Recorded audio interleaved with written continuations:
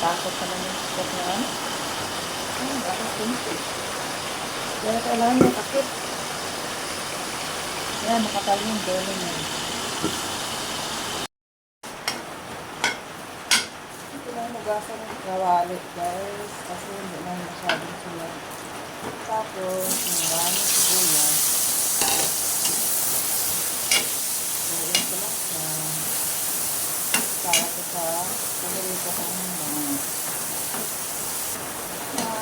ulan, magdamag ang ulan.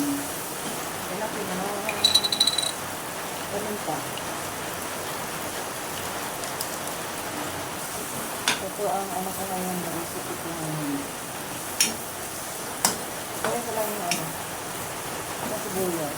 Para ano siya, matamin siya. Iba naman tayo ng recipe. Tama na. Wala akong kalamansi, guys. Kaya ang ginawa ko, alam. Suka na lang. Okay na yan. So, yun. Hindi lang. Hindi na ako maglagay ng asin. Ituin ko lang yung ano, suka at saka yung toyo.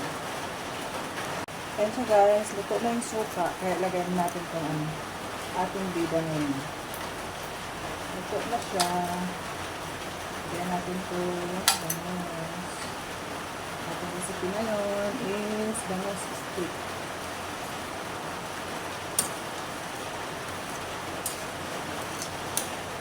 Parang natuloy na yung taba. Parang paborito ko yung taba. Yung belly niya. Yan ang ating recipe ngayon. Yan, dahil sibuyas.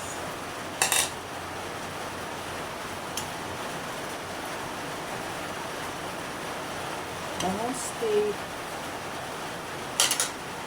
Yan ang ating recipe ngayon. So guys, masarap yan.